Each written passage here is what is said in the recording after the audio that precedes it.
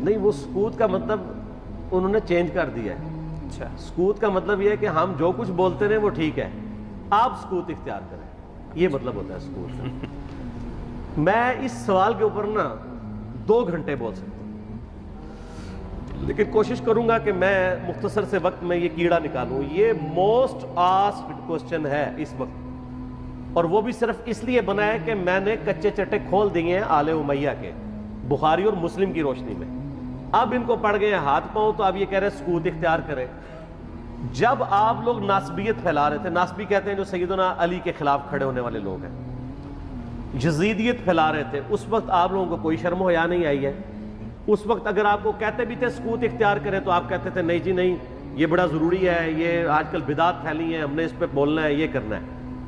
اب جب آپ کو آ کے کسی نے کنفرنٹ کرنا شروع کیا ہے اور آپ کا پورا کچا چٹا کھول کے بخاری مسلم کی روشنی میں یہ ریسرچ پیپر لکھ دیا ہے، 200 احادیث میں نے اس میں جمع کی ہیں اکثر بخاری مسلم سے، واقعہ کربلا کے پس منظر کے اوپر. یہ کربلا ایک دن میں نہیں ہوئی.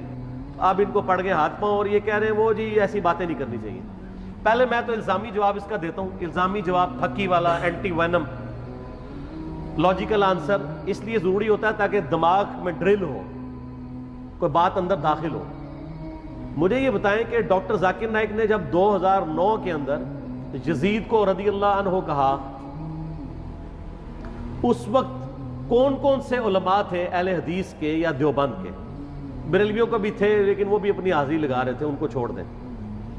شیعہ نے تو بولنا ہی تھا کہ جنہوں نے فرنٹ سے لیڈ کر کے ڈاکٹر ذاکر نائک کو یہ کہا ہو کہ آپ سکوت اختیار کر لیں، کسی نے بھی نہیں کیا، مزہ لے رہے تھے اس کا. ڈاکٹر ذاکر نائک نے جب 2009 میں یہ فتنہ اٹھایا، میں ان کی بڑا احترام کرتا ہوں، آپ کو پتا ہے میں ان کو پروموٹ بھی کرتا ہوں، علمی اختلاف اپنی جگہ. میں نے جب اس کو کنفرنٹ کیا، اس کو علمی دلائل کے ساتھ جواب دیا، تو یہ سارے ہمارے پیچھے پڑ گئے. یعنی آپ ہمارے سروں پہ جوتیاں بھی مارتے ہیں اور ہمارے رونے پہ بھی بندی لگاتے ہیں. اس کو کوئی نہیں کچھ کہہ رہا. جب ہم نے جواب دیا تو سارے ہمیں کہنے لگے جی آپ سکوت اختیار کر لیں. ڈاکٹر ذاکر نائک کو کسی نے کہا سکوت اختیار کریں؟ اب آج کے بعد نہ کوئی ریکارڈ کرا دے، پچھلے 10 سالوں میں کوئی ویڈیو دکھائیں. 10 سالوں میں نہیں دکھائیں، شروع کے 2-3 سالوں میں، 2009 10 11 12 میں ڈاکٹر ذاکر نائک کا نام لے کے کسی نے کہا سکوت اختیار کریں. تو وہ تو سکوت کا مطلب یہ کہتے ہیں کہ آل امیہ کو آپ ننگا نہ کریں، اہل بیت کی آپ جتنی مرضی گستاخیاں کر لیں، ان کے دشمنوں کو جتنا مرضی بڑھا چڑھا کے بیان کریں، اس پہ یہ راضی رہتے ہیں. تو ان کو تو سکوت نہیں کرواتے، ان کو تو حافظہ اللہ کہتے ہیں، ان کو تو دامت برکاتم عالیہ کہتے ہیں، اور جو جواب دے رہا ہے احادیث کی روشنی میں اس کو کہتے ہیں آپ سکوت اختیار کریں. تو بخاری مسلم کو ہم پھر بند کر دیں؟ میں نے تو اپنی کو بات ہی نہیں کی ہے، میں تو صحیح الاسناد حدیث سے بیان کرتا ہوں. اور دوسرا صرف اس معاملے میں کیوں سکوت اختیار کریں؟ وہ کہتے ہیں جی اس لیے دیکھیں جی کربلا ہو چکی، کام ختم ہو گیا، اثرات تو آج تک ہے.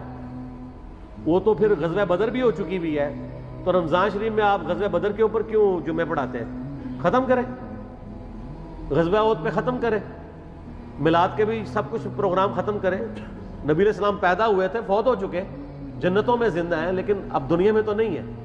ان چیزوں کو یاد کیوں رکھا جاتا ہے؟ زندہ قومیں اپنے ماضی کے واقعات کو یاد رکھتی ہیں. پھر پورے کا پورا قرآن انسانی تاریخ کے کتنے بڑے بڑے واقعات بتاتا ہے جو ختم ہو چکے ہیں.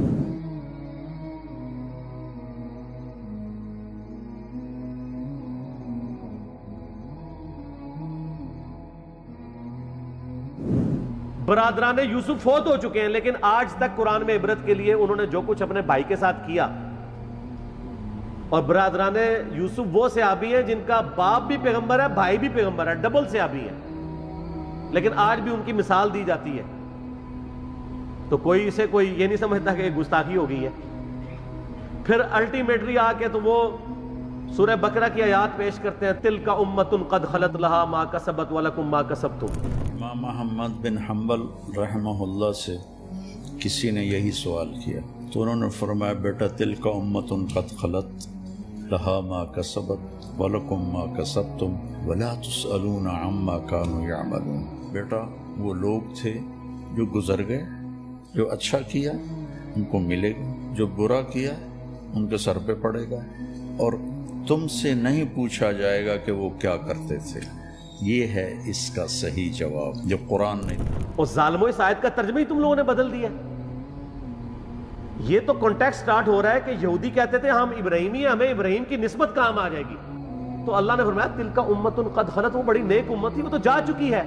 لہا ما کسبت ولکم ما کسبتم، ان کے لیے ان کے نیک اعمال ہیں اور تمہارے لیے تمہارے نیک اعمال ہیں. لہا ما کسبت ہے، علیہا کے ساتھ نہیں ہے. علیہا ہو تو ان کی گناہ کا وبال ان پہ، تمہارے گناہ کا وبال تم پہ. ان نیکیوں کے لیے بات ہو رہی ہے کہ کسی پرانے بزرگوں کی نیکیاں تمہارے کام نہیں آئیں گی.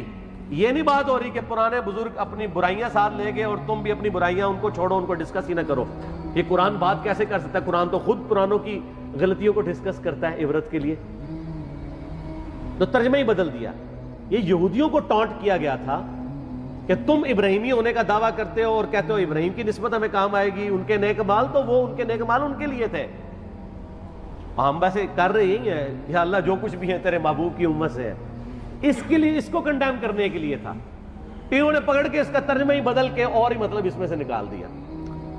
تو پھر اللہ تعالیٰ کی طرف سے بھی بندے چھوڑ دیے جاتے ہیں نا ایسے لوگوں پہ.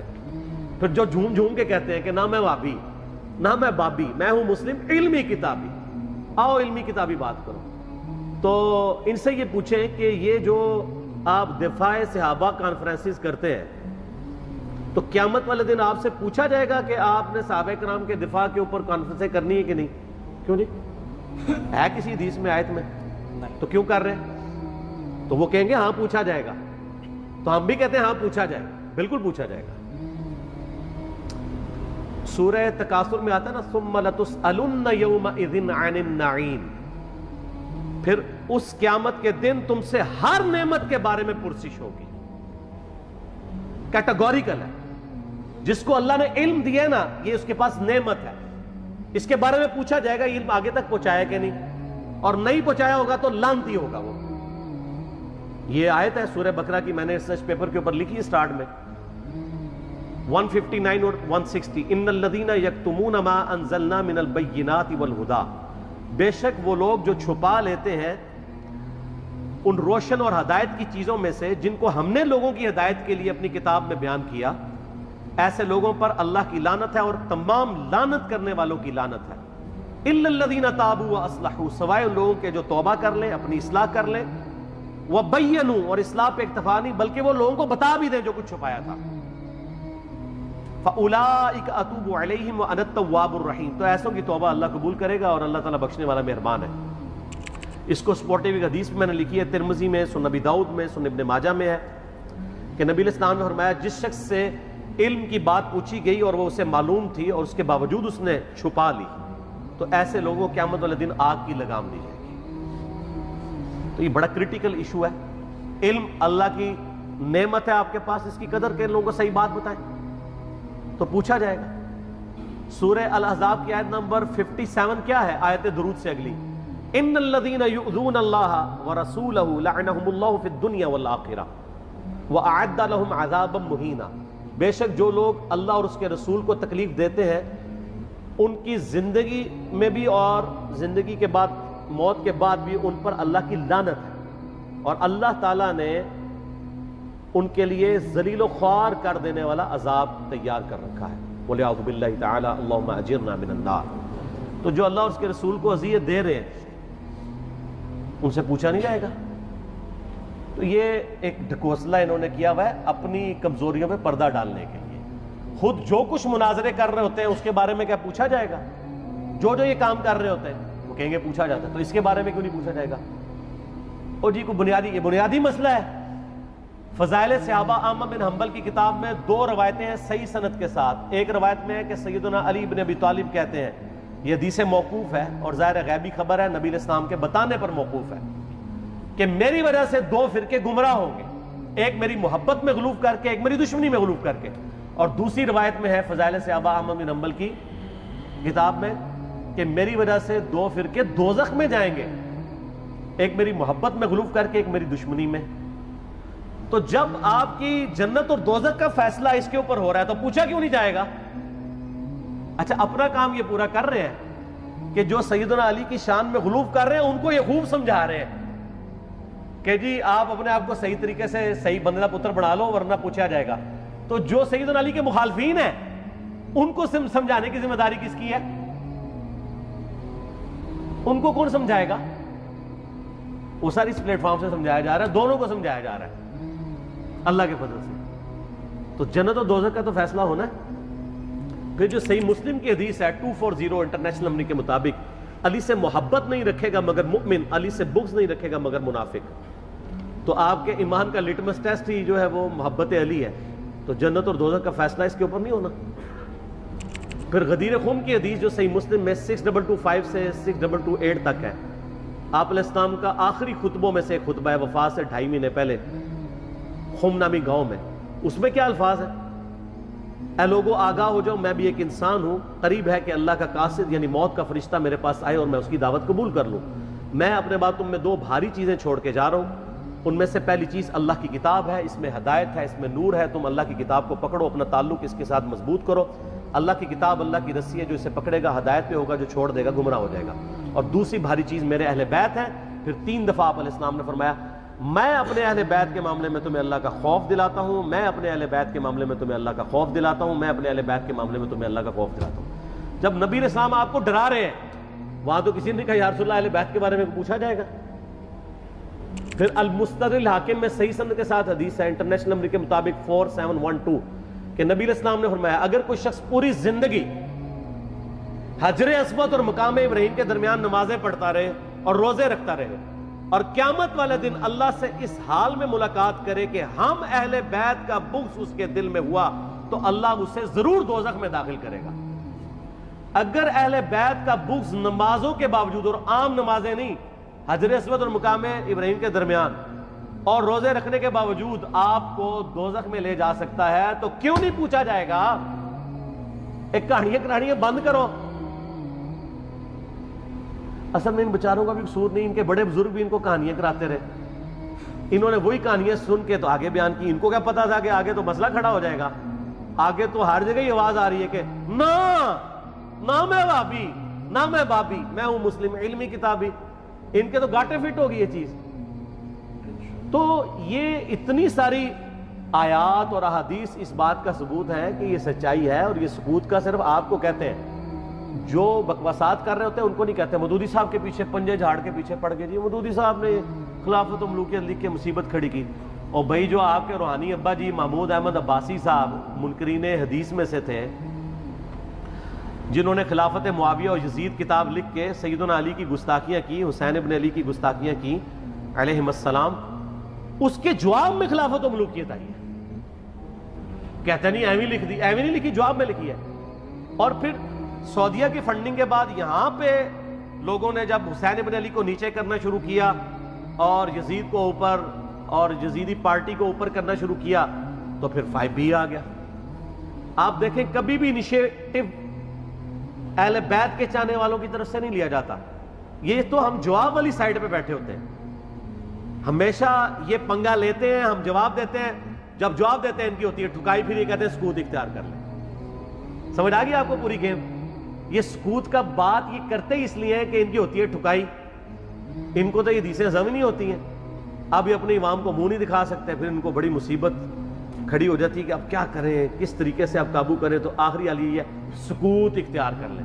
سکوت آپ لوگوں نے تو کوئی نہیں اختیار کیا ہوا. آپ کے سامنے جب صحابہ کرام کی توہین ہوتی ہے تو آپ کیوں شیعہ کو سمجھاتے ہیں؟ سکوت اختیار کریں نا. کون سا آپ سے قیامت دن پوچھا جائے گا؟ یہ میں الزامی طور پہ بات کر رہا ہوں. اور آپ کے بڑے بزرگ سیدنا علی اور حسین ابن علی کی گستاخیاں کریں, ان سے اپنے بغض کا اظہار کریں. جب ہم ان کو سمجھائیں تو ہمیں کہتے ہیں آپ سکوت اختیار کریں. تو سر یہ 2 نمبر پالیسی چھوڑ دیں. میں نے پہلے بھی ان کو کہا ہے کہ لوگ گھاس کھانا چھوڑ چکے ہیں. پہلے لوگوں کو آپ نے بے زبان بھیڑے بنایا ہوا تھا, اب لوگوں کے ہاتھ میں قرآن و حدیث آ گیا. اور اس ریسرچ پیپر کے بعد تو یقین کریں ان کے پلے کوئی شے نہیں رہی ہے. یہ ریسرچ پیپر آپ ضرور منگوا کے پڑھیں, ایکسٹرا آرڈنری ریسرچ پیپر ہے. انشاءاللہ آپ کو معاملات کلیئر ہو جائیں گے انشاءاللہ تعالی. ٹھیک ہوگی.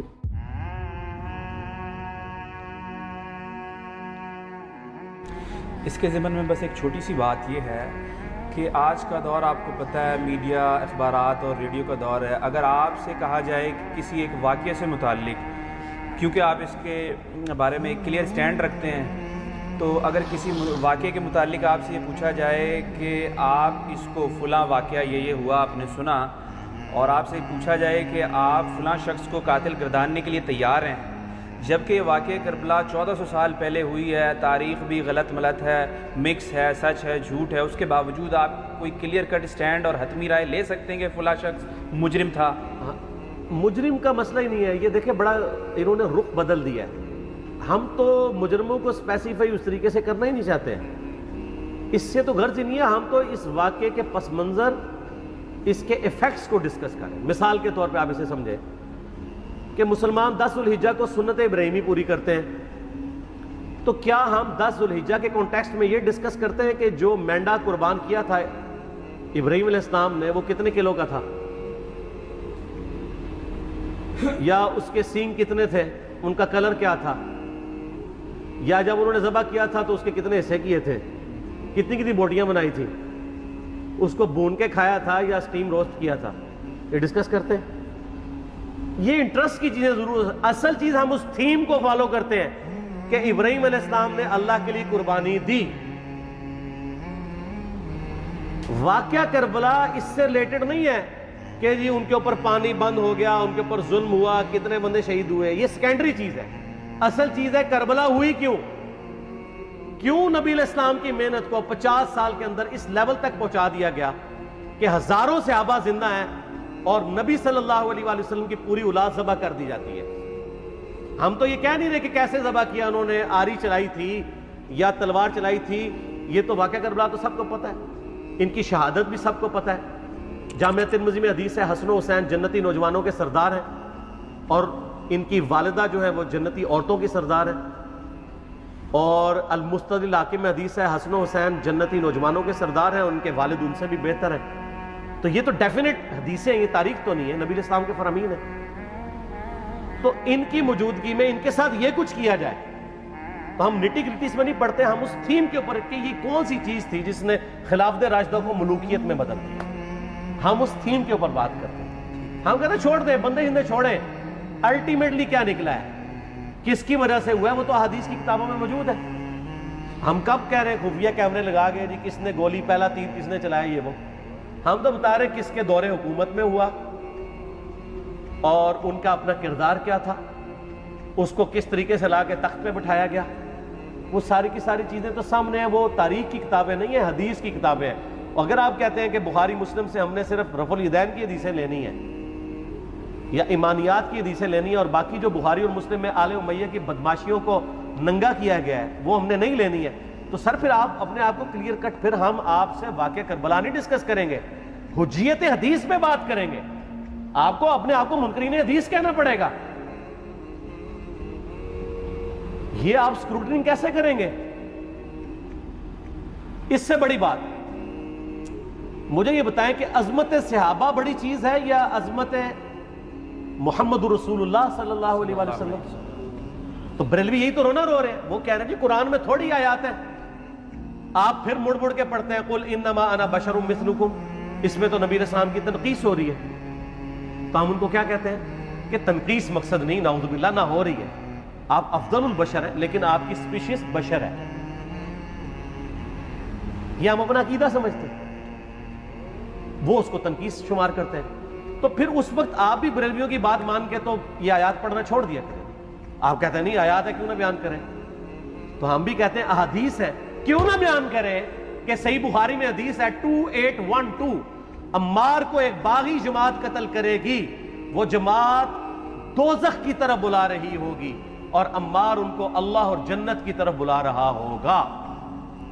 اب اس کے نرغے میں جو جو آتا ہے وہ آئے، میں اپنے نبی سے ٹکر لے لوں آپ لوگوں کے منہ کا خیال رکھتے ہوئے کہ میں نبی علیہ السلام کو کہوں کہ آپ نے کیوں ایسی بات کر دی کہ مولا علی کے مخالفین کو آپ نے دوزخ کی طرف بلانے والی جماعت کہہ دیا. تو لیں آپ ٹکر، جائیں سیدھا دوزخ میں. اور تھوڑی جرت کریں، آپ یہ کہا کریں کہ اے اللہ، اپنے لیے کہا کریں کہ اللہ تعالیٰ آپ کا حشر یزید اور یزید کے آباء و اجداد کے ساتھ کرے اور اس کی اولاد کے ساتھ.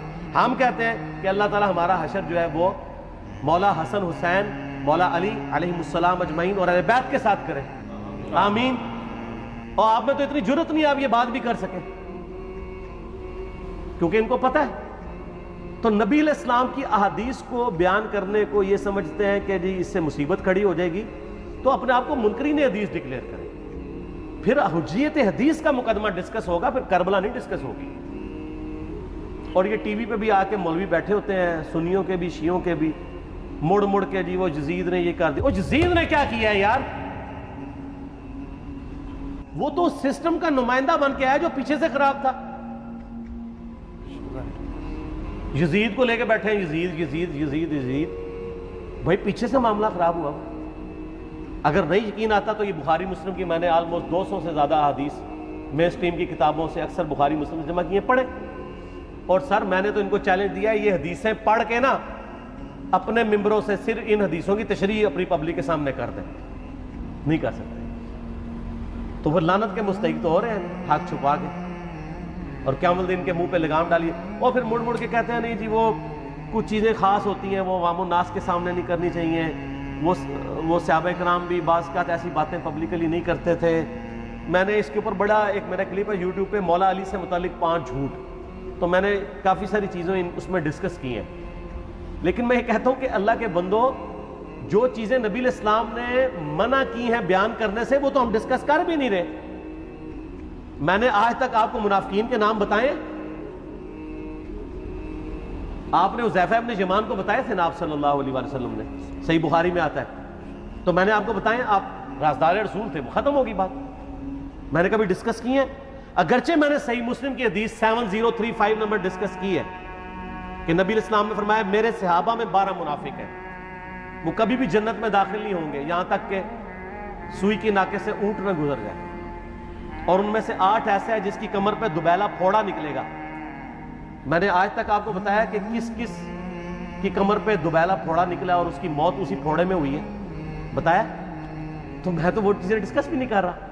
میں وہ چیزیں ڈسکس کر رہا ہوں جو نبی علیہ السلام نے علامات النبوہ میں بتائی ہیں. یہ امام بخاری حدیث نبوت کی دلیل کے چیپٹر میں لے کے آئے ہیں, اور امام بہقی نے 3500 احادیث پر مشتمل ایک کتاب لکھی ہے دلائل النبوہ, کہ ہم نبی صلی اللہ علیہ وسلم کو نبی کیوں مانتے ہیں, اس کے اوپر. اور اس میں یہ ساری حدیثیں عمار بن یاسر کے قتل والی لے کے آئے ہیں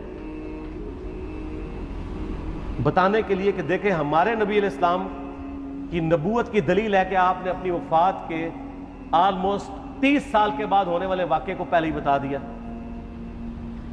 یہ حدیثیں چھپانے والی نہیں, بیان کرنے والی ہے. علامات النبوہ کی حدیث ہے. آپ کہتے ہیں چھپائیں. اگر کوئی حدیث دنیا میں نہیں چھپائی جا سکتی نا تو علامات النبوہ والی حدیث ہے, کیونکہ وہ تو نبی صلی اللہ علیہ وسلم کی نبوت کو جسٹیفائی کرتی ہے. ورنہ میرا ایک معصومانہ سوال ہے کہ نبی صلی اللہ علیہ وسلم نے یہ باتیں کر کے ان کے زوم میں نعوذ باللہ امت کو مصیبت میں ڈال دیا. آپ نے خود ہی فرمایا کہ یہ ہوگا. کیوں فرمایا آپ نے؟ میں تو بیان کر کے مجرم ہوں. تو جس نے مجھے خبر دی ہے ان کے بارے میں آپ کا کیا خیال ہے؟ یہ مسند احمد کی حدیث یہ میں نے گھر بیٹھ کے بنائی ہے کہ میری بیوی کا کیا حال ہوگا جس پہ ہوپ کے کتے بھونکیں گے. تو سیدہ عائشہ سے مجھ سے زیادہ نبی علیہ السلام کو محبت تھی, لیکن آپ اللہ کے پیغمبر تھے, آپ نے اپنے گھر کی خبر بھی نہیں چھپائی, بتا دی کہ یہ ہوگا. اور اس سے بڑھ کے آپ صحیح بخاری میں دیکھیں عمار ابن یاسر کا خطبہ ہے. میں نے یہ سارا, پریشان نہیں ہونا, یہ ریسرچ پیپر میں سارا کچھ موجود ہے اور کوئی چیز بھی ایسی نہیں جو اس میں سکپ ہو.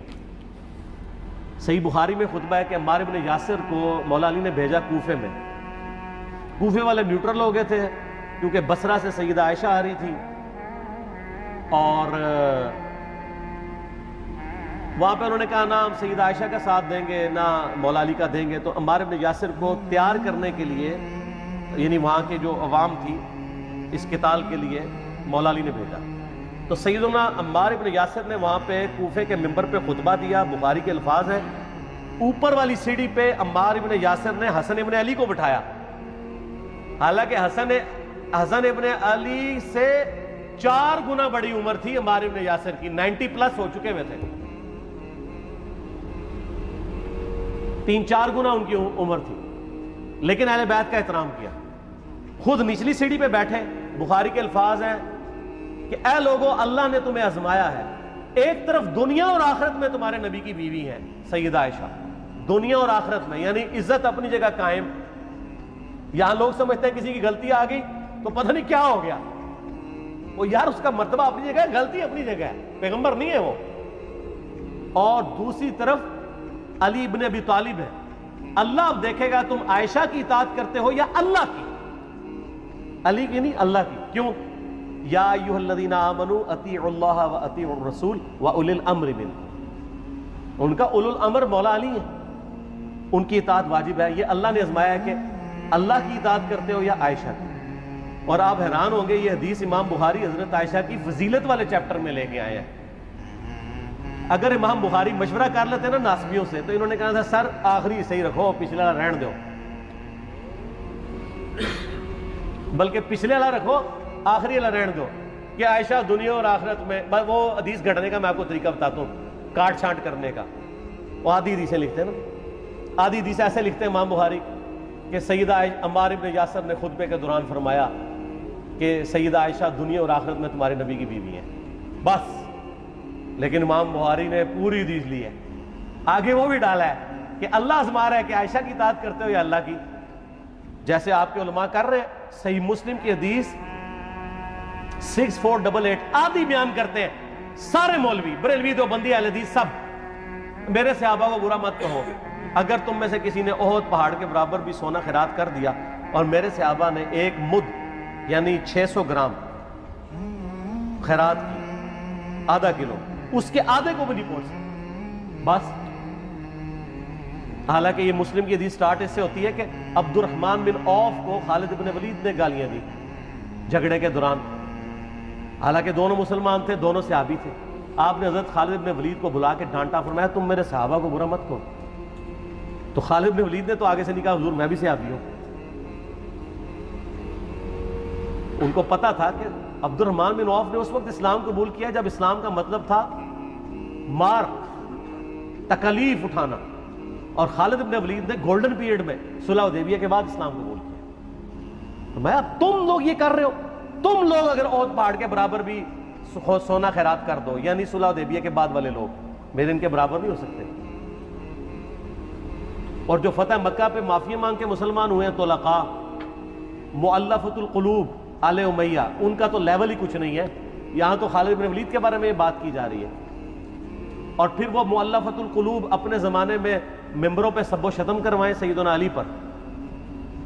تو سب سے پہلے تو ان کو کہنا چاہیے جن کے بارے میں حدیث تھی کہ تم صحابہ کو گالی مت دینا. ہم نے تو خیر کبھی دی بھی نہیں ہے. اور میں یہ آخری جملہ ان کو ایسا بولتا ہوں کہ جو ان کے دماغ کا ڈرل کر جائے گا کہ آل امیہ نے جو کچھ اپنے دور کے اندر سیدنا علی کی گستاخیاں کی ہیں نا، ہم نے تو ویسی کوئی ایک گستاخی بھی آل امیہ کے بارے میں نہیں کی ہے. میں نے آج تک آل امیہ کے اوپر بائی نیم کسی کے اوپر لعنت کی ہے؟ حالانکہ یہ مولا علی پہ کرتے رہے. یہ ہے لعنتی خود ہو گئے نا، جب مولا علی پہ لعنت کی تو لوٹ آئی. مسند ابی اعلیٰ میں صحیح سند کے ساتھ حدیث موجود ہے، مسند احمد میں بھی موجود ہے کہ سیدنا علی کو جس نے گالی دی اس نے رسول اللہ کو گالی دی صلی اللہ علیہ وسلم. جب ام سلمہ نے کہا تھا، شیخ زبیر صاحب نے اس کو تحقیم میں صحیح لکھا ہوا ہے فوٹ نوٹ کے اوپر، کہ لوگوں تمہارے ممبروں پر رسول اللہ کو گالیاں دی جاتی ہیں. تو انہوں نے کہا معاذ اللہ، ہم کب کہیں گے، ایسا نہیں ہو سکتا. تو ام سلمہ نے کہا تم لوگ علی اور اس سے محبت کرنے والوں پہ گالی گلوچ نہیں کرتے ہو کیا؟ جبکہ میں نبی کی بیوی کہتی ہوں کہ سب سے زیادہ رسول اللہ سے محبت، سیدنا علی سے محبت نبی صلی اللہ علیہ وآلہ وسلم کرتے تھے. لہٰذا جب یہ تم کہتے ہو نا علی پر لعنت، علی سے محبت کرنے والوں پہ لعنت، تو یہ لعنت تو تم نبی علیہ السلام تک لے کے جا رہے ہو نعوذ باللہ، کیونکہ علی سے محبت کرنے والا تو پہلے نمبر پہ نبی صلی اللہ علیہ وآلہ وسلم ہے. اور پھر کہتے ہیں سب کا مطلب تنقید ہے. اور نہ، پرانیاں گلاں، پرانے بابے، پرانے بزرگ جھوٹے ہو. صحیح مسلم کھولو 6229 غدیر خم سے اگلی حدیث، لعن اللہ ابا التراب کے الفاظ ہیں، مٹی والے ابن ابی طالب پر لعنت، یہ الفاظ موجود ہیں. سب کا ترجمہ لعنت ہی ہے، تنقید نہیں ہے. اچھا پھر میرا معصومانہ سوال ہے کہ اس کا مطلب ہے صحابہ پہ تنقید کرنا اچھا کام ہے؟ کہیں گے نہیں. تو بتاؤ یہ برا کام کون کرتا تھا؟ شیعہ کا ابا کون ہے؟ رافضیوں کا ابا کون ہے؟ آل امیہ. تو لہذا شیعہ نو میں کہنا کہ تسی شیخین کے اوپر بکواس اور تبرہ کرنے کی بجائے نا آپ لوگوں کو حقائق بتائیں کہ ٹوٹی کمند کہاں. یہ سب مجرمین آل امیہ ہے، اور یہ آل امیہ اور بنو ہاشم کی لڑائیاں نبی اسلام کی بعثت سے پہلے چل رہی تھیں، صدیوں سے چل رہی تھی. وہ تو پھر اللہ نے بنو ہاشم کو نبوت کے لیے چنا تو ان کو یہ پھر جیلسی ہضم نہیں ہوئی اور وہ چیز آگے چلتی رہی. خیر چھوڑ دیں، ایک تلخ ٹاپک ہے.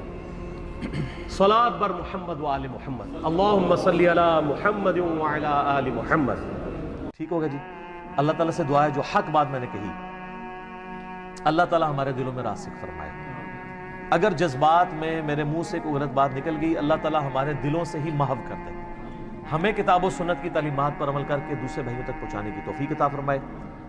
سبحانک اللہم و بحمدک، اشہد ان لا الہ الا انت، استغفرک و اتوب الیک، وما علینا الا البلاغ المبین.